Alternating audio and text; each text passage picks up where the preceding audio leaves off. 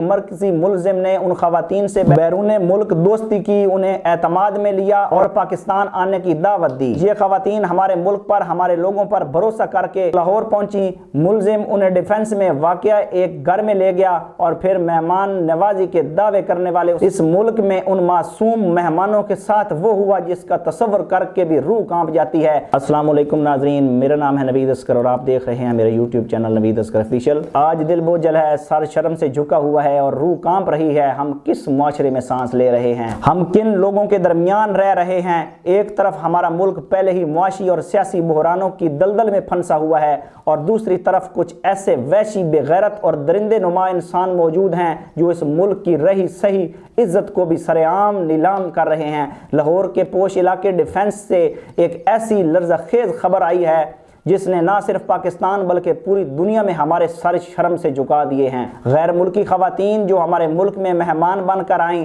ان کے ساتھ جو کچھ ہوا وہ سن کر کسی بھی غیرت مند انسان کا خون کھول اٹھے گا۔ تفصیلات کے مطابق لاہور کے علاقے ڈیفنس میں غیر ملکی خواتین کو مبینہ طور پر درندگی کا نشانہ بنایا گیا اور صرف یہی نہیں بلکہ ان سے لاکھوں ڈالر تاوان بھی طلب کر لیا گیا۔ درج کی گئی FIR کے روح فرسا متن کے مطابق مرکزی ملزم نے ان خواتین سے بیرون ملک دوستی کی، انہیں اعتماد میں لیا اور پاکستان آنے کی دعوت دی۔ یہ خواتین ہمارے ملک پر، ہمارے لوگوں پر بھروسہ کر کے لاہور پہنچی۔ ملزم انہیں ڈیفنس میں واقع ایک گھر میں لے گیا اور پھر مہمان نوازی کے دعوے کرنے والے اس ملک میں ان معصوم مہمانوں کے ساتھ وہ ہوا جس کا تصور کر کے بھی روح کانپ جاتی ہے۔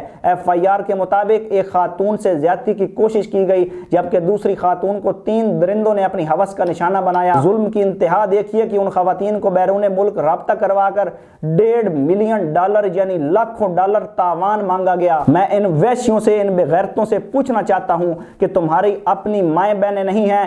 کیا تمہاری رگوں میں انسان کا خون دوڑ رہا ہے یا تم واقعی انسان کے روپ میں بھیڑیے ہو؟ ہمارے نبی کریم صلی اللہ علیہ وآلہ وسلم نے تو دشمن کی عورتوں کو بھی امان دینے کا حکم دیا ہے۔ ہماری ثقافت تو مہمان کے لیے جان نچھاور کرنے کی سکھاتی ہے، لیکن ان چند ٹکوں کے لالچی اور ہوس کے پجاریوں نے پوری دنیا میں پاکستان کا کیا امیج پیش کیا؟ کل کو کوئی غیر ملکی پاکستان آنے کا سوچے گا، کل کو کوئی سیاح ہمارے ملک کا رخ کرے گا، ہم دنیا کو کیا منہ دکھائیں گے؟ ہمارے ملک میں انٹرنیشنل مہمان محفوظ نہیں ہیں۔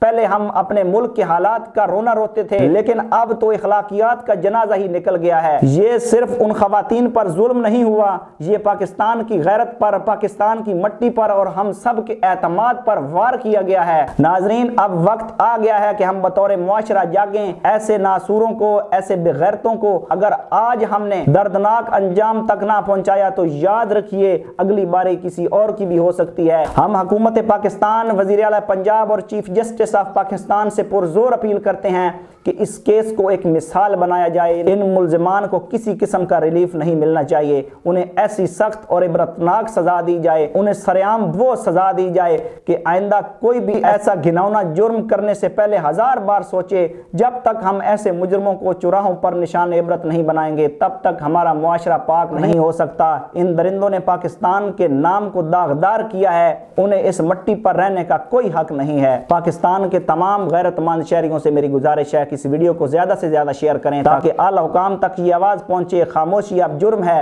اگر ہم آج بھی خاموش رہے تو تاریخ ہمیں کبھی معاف نہیں کرے گی۔ اللہ تعالی ہمارے ملک کو ایسے درندوں کے شر سے محفوظ رکھے اور ان مظلوم خواتین کو انصاف دلائے۔ آپ کی اس واقعے کے بارے میں کیا رائے ہے؟ ملزمان کو کیا سزا ملنی چاہیے؟ کمنٹ سیکشن میں اپنی رائے کا اظہار ضرور کیجیے۔ آج کے لیے اتنا ہی، ملتے ہیں اگلی ویڈیو میں، تب تک کے لیے اللہ نگہبان۔